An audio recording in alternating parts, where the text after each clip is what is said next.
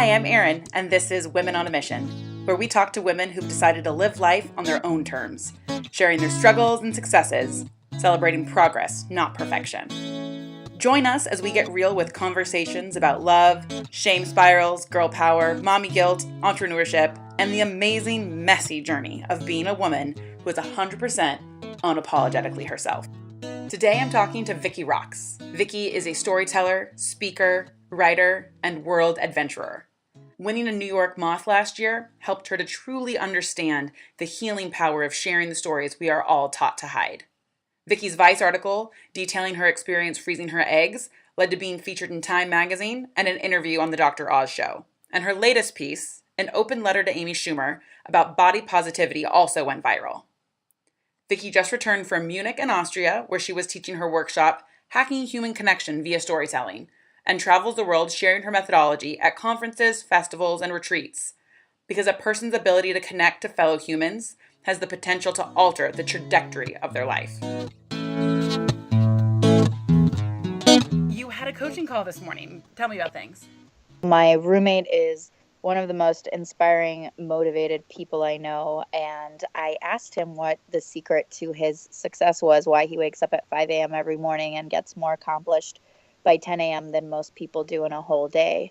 And he said that he really relies on coaches, high performance coaches who train athletes and entrepreneurs to push him. So that's kind of his alternative MBA. And I started thinking about it, and it made a lot of sense to me because one person's perspective is never going to yield the full picture of a results. And so this is only my second session, but I'm already seeing kind of drastic difference in how I carry myself, see myself, my interactions with people, because all that a coach does is shows you kind of where your dark sides are, your blind spots that you haven't been aware of before.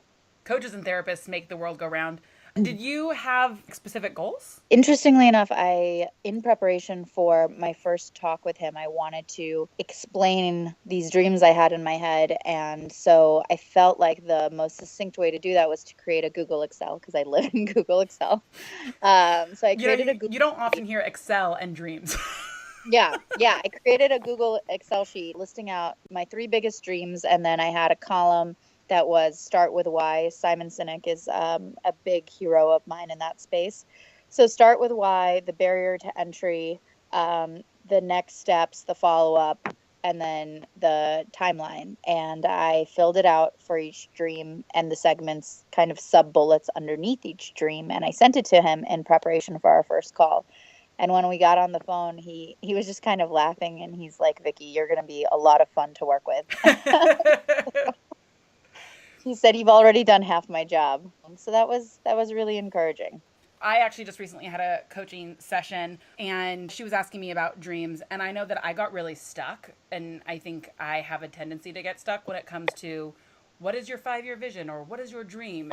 Is that something you struggle with? How do you dream big and not get stuck into like the limiting belief or the playing small?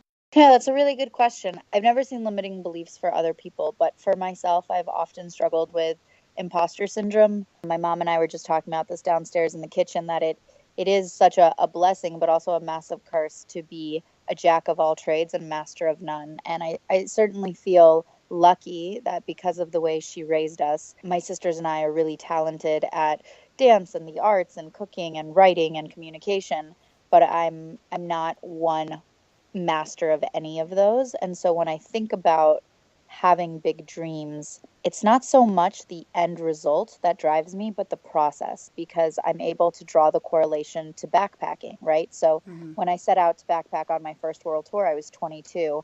I had no idea what the end result would be. I just said, I want to go to backpack Southeast Asia. And so the journey therefore becomes the dream, and this goal that you set out is just your end point. But really what happens is, in the process of reaching the end point, the dream comes true. Well, it also sounds like your faith in that calling and that knowing. You know, people can call it stubborn. I call it conviction. I think there's a really big difference. Conviction to me is the deep inner knowing and confidence of self ability and follow through. And so when I dream big, it's because I have conviction. It's because I have a precedent where I know that in the past I've dreamed big and it's paid off, or in the past I've dreamed small and I should have dreamed bigger. Really, I think it all stems from a high level of self-awareness of your own abilities. As we all know, anytime we embark on anything that is bigger than our comfort zone, of course, that's where the risk and the reward lies. No matter how convicted you get, there's the inevitable roller coaster of wins and losses and lessons and self doubt. How do you manage those moments where you go, oh shit, did I really just do this? Yeah, it's gotten easier with time because each experience becomes kind of a lesson in this course book. And so you graduate as if it was a college course. You graduate from huge risks 101 to huge risk 102. And you see the payoffs to 102. The way that I manage that is I really, in real time, think about connecting the dots presently instead of looking back. And so right now I got taken off this track where I had quit my job to travel the world for 18 months. And then 9 months in, my grandfather died. And so for the past 8 months, I've put the world tour on hold in order to be home with my family and see my grandmother as often as possible. And it was a really difficult thing for a number of reasons, but I just kept thinking this is all going to make sense looking back, but how can I not be frustrated and angry, totally absorbed in this pain in the current moment? Where is the wisdom to this pain? And once I started seeing wisdom in the pain, I was less aggravated by it. The obvious of a close family member passing aside, what I think is so amazing about what you just said is, you set out with this plan, and going back to stubborn versus convicted versus all of these different things, right? Life threw you a curveball. You didn't just say, well, no, I decided it was 18 months, so there's nothing I can do about this. You responded to both what you value, what your priority is, without abandoning your dream and realizing that we get setbacks, whether they're our fault or not. That's a really good point. I wasn't of the mindset that we get setbacks. I think I had reached a really comfortable place in life where I had achieved everything beyond my wildest dreams in my advertising career. I was offered a director role on the West Coast. I turned that down. I left when I was happy, which is a really rare thing to do. Most people flee when they're sad and they're escaping toward something. But I truly was content. And my family was so, so wholesome and happy. So I didn't, in my wildest dreams, anticipate this kind of trauma. But I'm really proud of how we handled it as a family and how we've grown even closer. Just for a little bit of context for everybody that's listening around, wait, you're traveling the world. Wait, you worked in advertising. I met you in the jungle in Costa Rica. Yeah, you were my first friends on the road. I was teaching my Hacking Human Connection workshop at the retreat that you had attended, and we instantly bonded over being wordsmiths and lovers of life and just powerful women. And R.M. Drake quotes. Yes. But why don't you give everyone just kind of a brief bio around where you came from and where you're going? Because I have all kinds of questions that I think that they would also love the answers to, but just to give them some context from being the Beyonce of digital advertising to, this wandering world storyteller. I was born in Ukraine, raised in Atlanta, bought a one-way ticket to backpack the world when the economy crashed right after college, and ended up, thanks to my sister, having a really cool career in New York upon moving back to the States. And so for the past 7 years, I had an incredible career in advertising as the Beyonce of digital media. And while I found joy in connecting with clients and becoming friends with them, I really felt like the work was pretty soulless. I didn't admire any of the bosses that I had worked with, and I kept looking for something deeper. So during this time, I started performing on stage for the Moth, and I ended up winning a New York City Moth, and that led me on a totally different path. I also, during this last phase in New York, froze my eggs. Things went horribly wrong, and in having to be rushed to the ER with a very serious complication, I realized that this needed to be talked about. And so I wrote my very first article ever, and I wrote it for Vice, and it went viral on Mother's Day. And so kind of overnight, I was thrust into being a writer and also a performer, and thrust into having a voice that people actually listen to, which I think is the most humbling thing a creative can ask for, is to have his or her work seen and valued by the world. I got this phone call right as I was packing up my apartment in New York from a woman I love dearly named Annie Coleman. And she said, I saw your moth video on YouTube and you have this electric breed of storytelling. I am organizing speakers for this festival called Envision, and I'm also helping plan TEDx at Burning Man. I would love to have you on board for both. I just was so shocked that someone would want me to teach. And I've never taught anything, Well, but I have said, to interrupt you. Having taken your hacking communication workshop, I can absolutely understand why people want you to come and speak. Yeah, this was Annie saw something in me that I couldn't see in myself, and that thank you for that kind reflection. But it was really that moment where the words just yes roared out of my mouth with not a shadow of a doubt. Like, of course I can. And then I hung up with her and I sat in Madison Square Park and I thought, holy shit, what have I just gotten myself into? How do you teach the thing that you were born gifted from God? And so I came up with this workshop 5 days before I met you in Costa Rica in a hotel with a friend. He just said, close your eyes and think about how what you do with people is different than how the rest of the world interacts with people. And so I came up with 5 steps to hacking human connection. And I've been so lucky to take it on the road for this past year. I taught it in Panama at Kalayala. I taught it at the Envision Festival. I just got back from Munich and I spoke at Year of the X, which is a technology and innovation festival conference in Munich. And then I taught it at the retreat, 33 Monkeys in Austria, to some of the smartest people I've ever met. This imposter syndrome with each stage is decreasing, and my confidence and my conviction that I really do have value to bring to the world is increasing. So it's been kind of really beautiful to watch. Well, and there's kind of 2 parts that stand out, which is one, Annie seeing something in you. How many of us see something in someone else that we don't tell them when we should? Or how many of us, you could have just as easily said, oh, no, not me, right? But you really stepped up to the plate and said, oh my gosh, what if I am that person? Absolutely. And what I committed to was I had been the same person for really 7 years in New York. Like, I had it down pat. And what I decided was I was going to embark on an 18-month journey of positive disruptive experiences. And that meant any experience that would push me off of my hamster wheel of behavioral activity that would positively impact my life. So I wore no makeup. I wore no push-up bras. I stopped leading with sexuality. I wore no heels. I really led with friendship when it came to everyone, and including attractive men. And after a year of doing it, it was incredible. It was like I shed this whole facade, this image that just wasn't true to myself. I think it was strange for my family and friends to kind of witness over the course of several months, but I've never felt more at home inside my bones. And I've never really felt more beautiful than I do right now. And that's without a stitch of makeup every day. So the other thing that actually I saw that was really cool in your story that echoes that is basically you were able to close your eyes and say, what is it about me that no one else has? And going back to the no makeup piece, I think especially as women, I think as people, but especially as women, we're told, right? Mm-hmm. Pretty girls wear makeup. Pretty girls do their hair. Nice girls do this. Bad girls do that. We kind of unconsciously forget who we were before anyone told us how to be. Yes. Yep. Absolutely. That's where the purple hair came in. Because I was just about to say purple hair.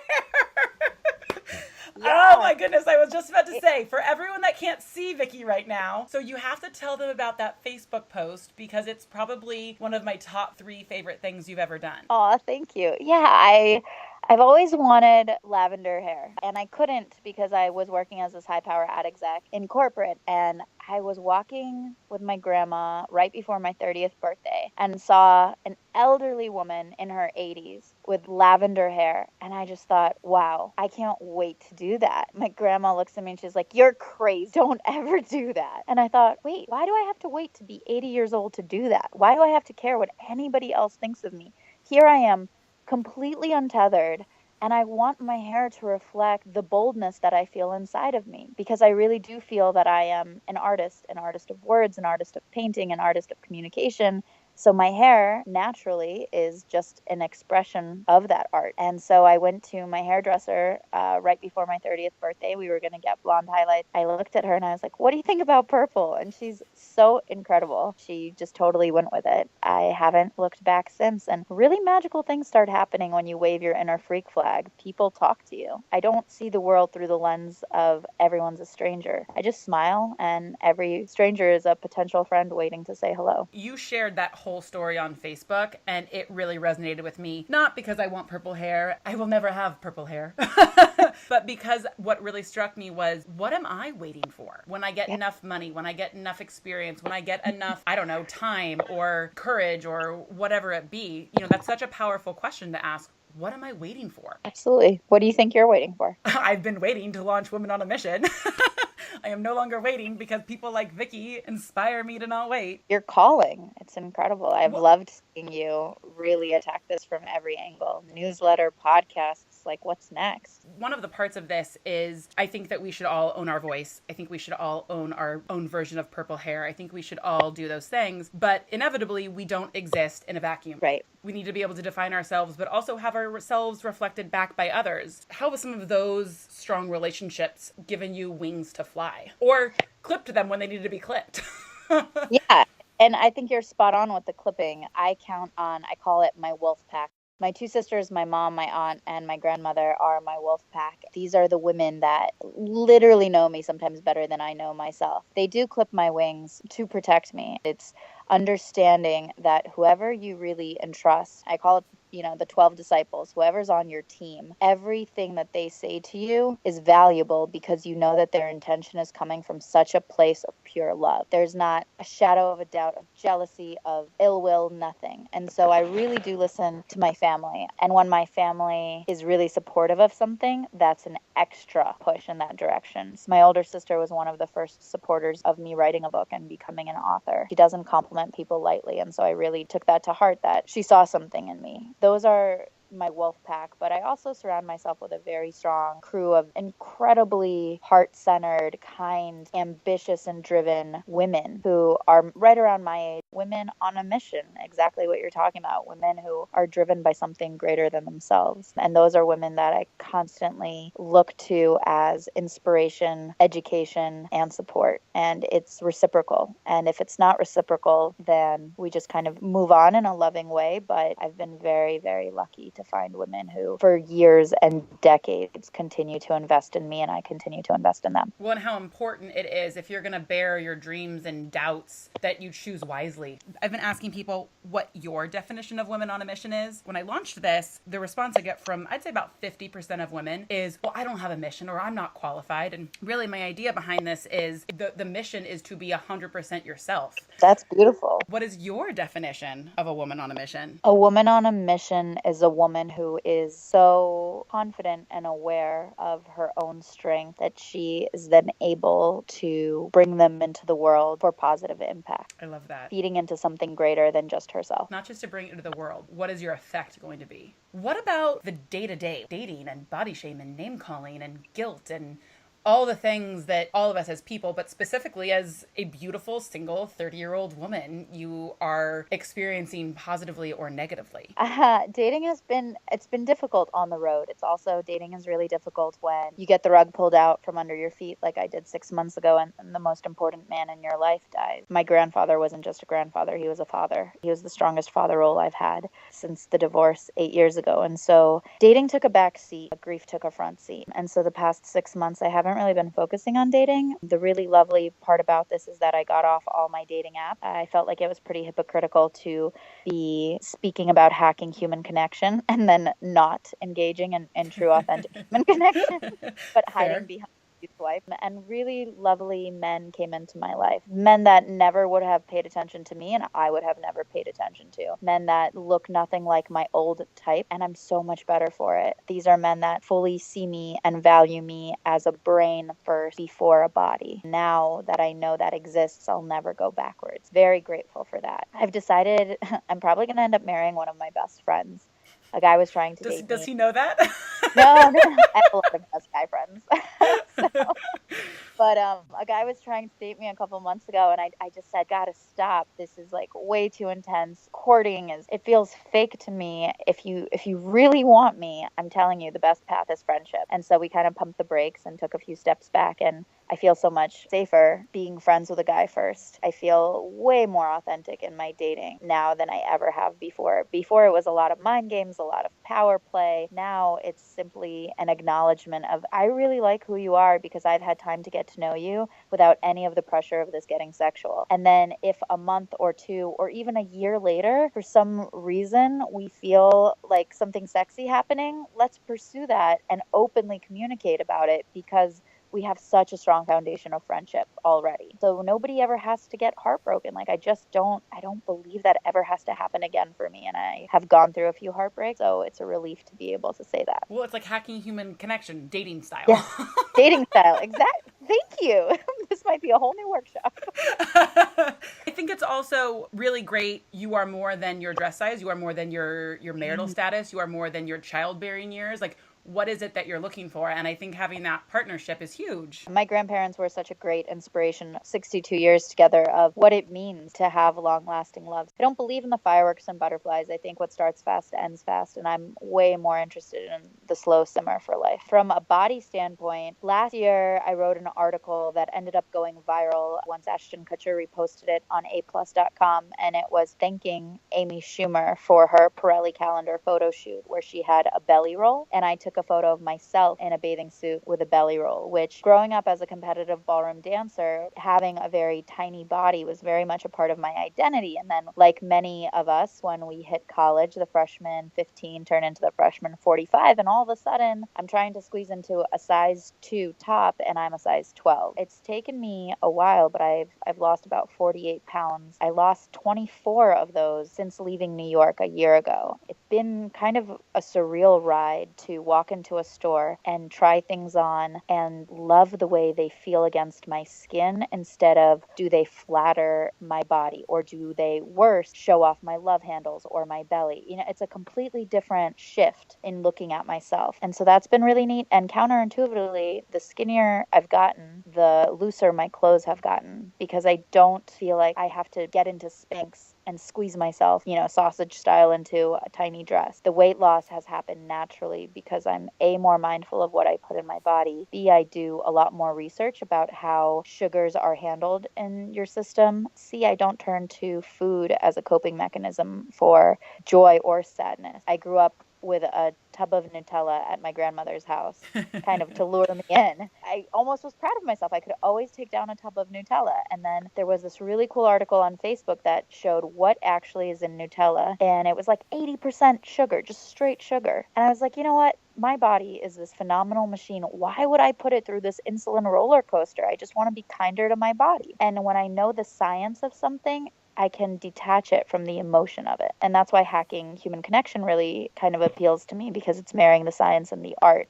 I've applied that across every aspect of my life. And the cool part about applying it to food and body image is that I actually feel healthier and the pounds have dropped as a result, not because the motivation is to starve myself into a bikini. And with no shame or guilt, just healthy choices. It's not like I don't slip up. It's not like I don't have Nutella. If I do have Nutella, it's 3 bites. And again, that goes back to the science. There's a really great article that documents why Michelin restaurants have such small portions, because Thomas Keller, famous chef behind Per Se, has basically 3 bites that he allows for each of his 12 courses. And scientifically, what they found was after 3 bites, you reach this point of diminishing returns with your taste buds. So really, 3 bites of anything is the highest ecstasy that your taste buds will be able to intake of that food. So when I know the science behind it, I know that that 4th bite is really just emotional, ego-driven, superfluous. It's not necessary. It's not actually feeding me. I love that you're touching on this, but there's a component of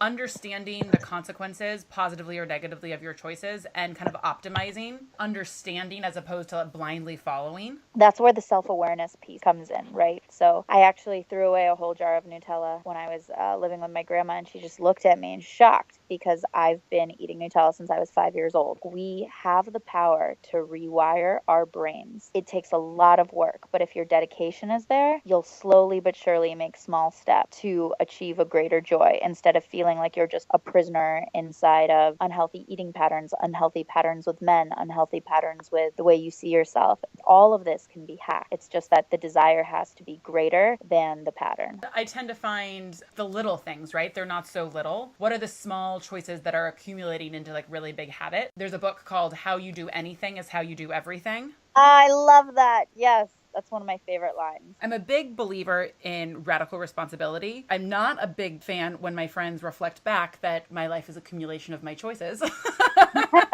Because it's normally when I'm complaining about something I'm unhappy about. But basically that idea, it's not about fault, it's about choice. You choose to allow the Nutella or the bad boyfriend or the mediocre job or whatever it is, you choose to leave that in your life. My mom says this funny thing. I used to get bullied a lot, and she would say, you must like it. And I was like, why? Because if you really didn't like it, you would have done something about it. You just like complaining about it. Oh my gosh. And that just really sat with me, as a kid. It's so true. It's so much easier to gossip and sensationalize than change. The difficult thing is when you're used to being this person, having to shed that publicly, for me, has been challenging, because then you're committing to this new system. Your friends and your family and the world is watching you enter this new phase of womanhood, right? As you're doing it in real time. That's the part that's been a little challenging. To your point, the way you do one thing is the way you do everything. Integrity. Just try to look at every situation that I put myself in and say, like, how can I have the highest integrity in this conversation, in this moment? And that's kind of been my North Star. My grandpa was such a man of high integrity. And that's what I always keep in the back of my mind to guide me. I would love your thoughts on this. I tend to fall into, yes, I believe that, but I also go into like perfectionist shame and people pleasing and control freak and all the many, many really attractive qualities about me. I see a lot of power in language, how we allow people to define us. My family wasn't super stoked when I started correcting them, and they would say things like, you're bossy. And I'd say, no, I know what I want. I will not accept the label of bossy from you. Sometimes I feel like I get into situations and I feel so awful because I am not making someone happy or fulfilling that version of integrity, or my version of integrity is letting that ball drop, as opposed to feeling like I have to keep everyone happy and those balls in the air. And then I just basically feel like shit. So I would love to know your advice on that. Erin, it's something I struggle with as well. Got to a point where when I was coming to New York for just 3 days, I would sit in a coffee shop and I'd have 11 coffees back to back to make sure that I saw everyone. I felt like I was a monkey just there performing. My best friends got the worst of me at the end of the day, and my family definitely got the worst of me. When they started pulling away, I realized that I can either make 50 people happy, or I can come to New York and give hours of real one-on-one time to the women and men, cousins and family members that have helped raise me. I also made a choice that I wasn't going to feel shame. I'm going to just have to explain that if I had all the time in the world, I would have loved to grab coffee with you. But unfortunately, I only have 72 hours. It's really important to me to give quality time to my family and best friends. Thank you in advance for understanding. And people's reactions to that sometimes aren't great. That's already a way better response than me. I just don't respond to the email. Yeah. I mean, what resists persists, though. And then you just end up feeling like a shitty human. And I think anybody with a little bit of compassion can understand your situation or my situation, because they've probably been in that same situation. Leveling with people, I can't make it this time, but if you're ever in LA, give me a heads up. I'd love to take you out. It's not ever about them. It's never personal. I really believe hurt people hurt people. So on the 1 or 2 instances where somebody has been deeply offended by my apology that I couldn't meet with them, I recognize that there's something going on in their life and they're lashing out on me. I'm not going to have my mood ruined by that. I'm just going to send them an extra hug.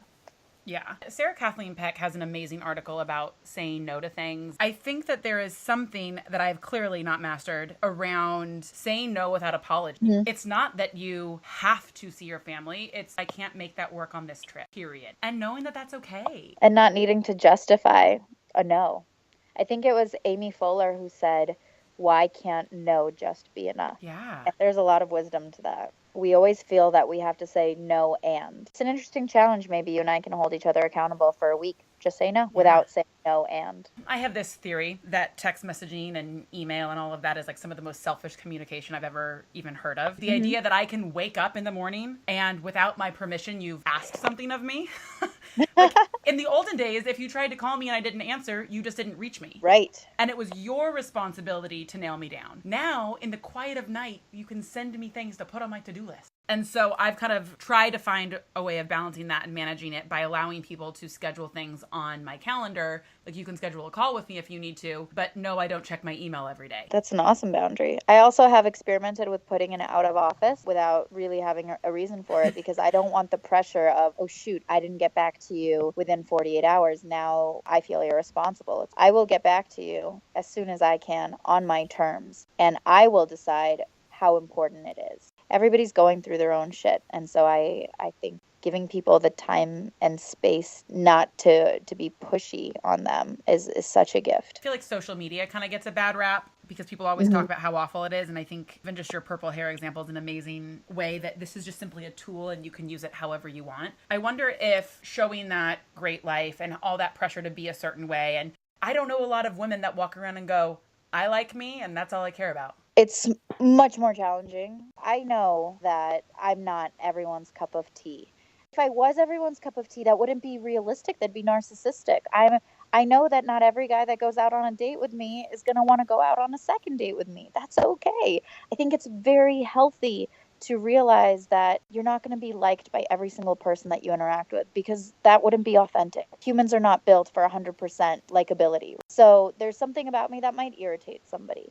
There's something about me that might threaten somebody. And that's fine because I don't like 100% of the people that I interact with. There's a reason you have best friends. Those are the people that you magnetically click with the most. What I've decided is I care what my crew thinks about me. And that crew can be my wolf pack. That's my first and foremost kind of line of defense. And then it's my outer circle of girlfriends. It's the people that I really deeply respect that are kind of like the women on a mission and men on a mission in my world. If anyone outside of that has issues, and I had a lot of bad feedback on the Vice article for egg freezing, it's totally cool because I think always before I post something on social media, is it educational? Is it aspirational? And is it non-self-promoting? I try to use social media for good to highlight my friends' campaigns or products or events.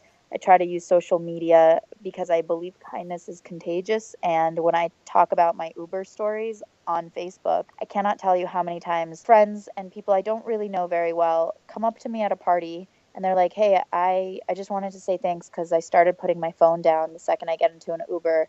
And I've met so many cool people because of it. And if we can just start using Facebook to elevate and inspire, it'll change the game. But we all have to be committed to doing it.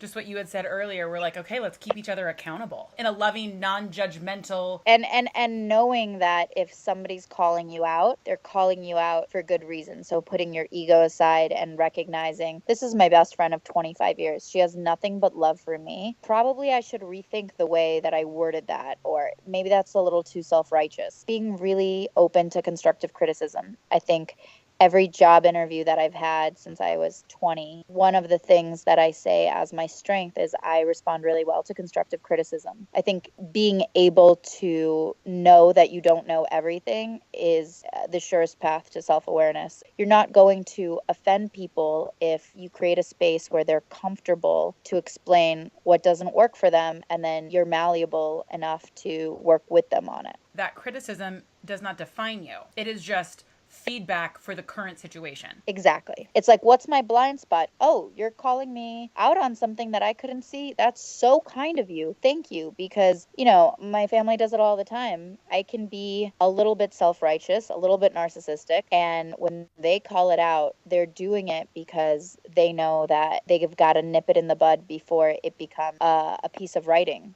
It's really trusting your core pack of people who are constantly promoting the best in you to call you out on the times that you're not being your best.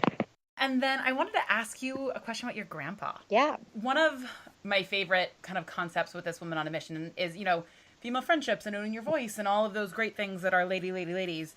But I also think that men are such an important part of this. And I have some amazing, amazing men in my life that have lifted me up and shined mirrors and supported me and believed in me in ways that are just so phenomenal. And I wanted to kind of ask you about some of the things that you've maybe learned from your grandfather, or ways that having a strong male that you could respect and look up to, how it helped you be a stronger woman.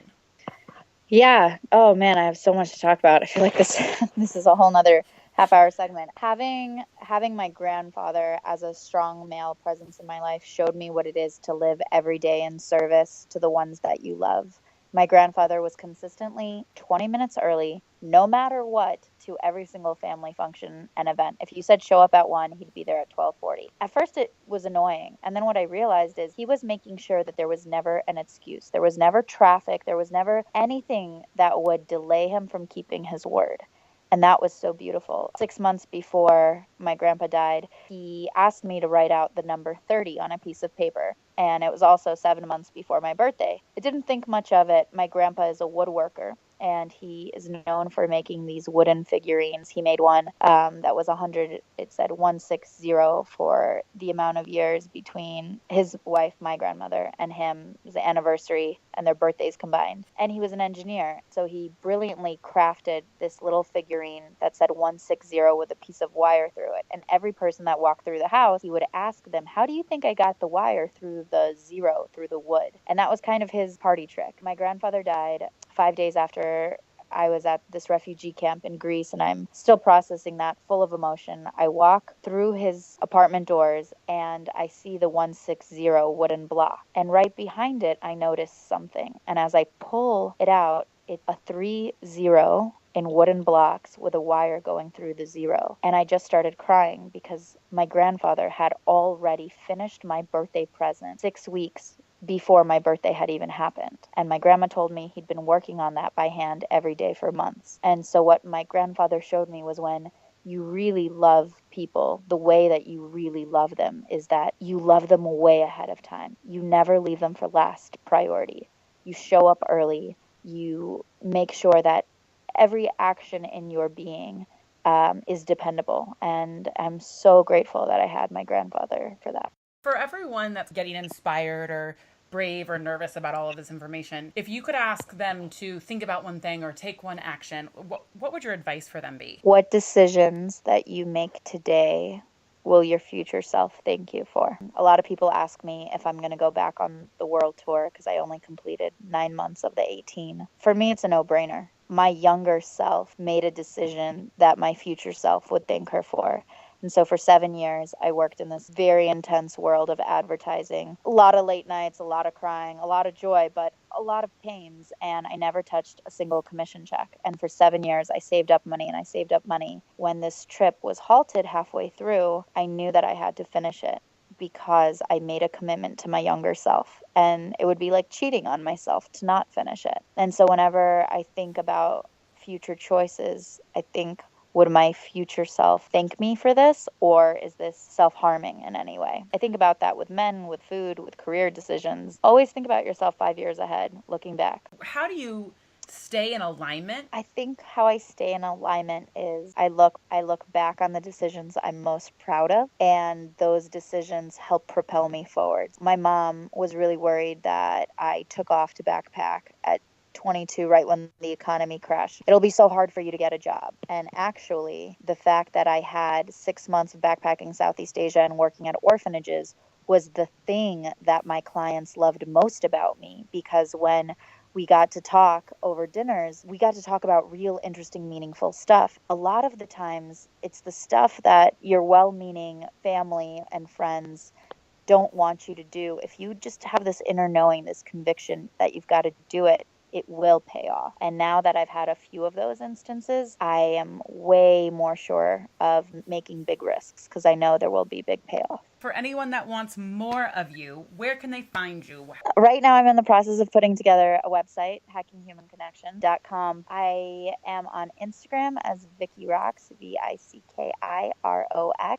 My email is hellovickyrox@gmail.com. And I'm on a mission to spread the importance of human connection. So if there are any conferences, stages, work summits, give me a shout. I want to be there because one person can change the entire trajectory of your life. My mission is to make people open to those moments of serendipity and magic. I'm so glad that everyone got to hear this interview. Thank you. I feel so lucky to be on this as the beginning of what will surely be a movement. Thank you so much for taking the time to listen.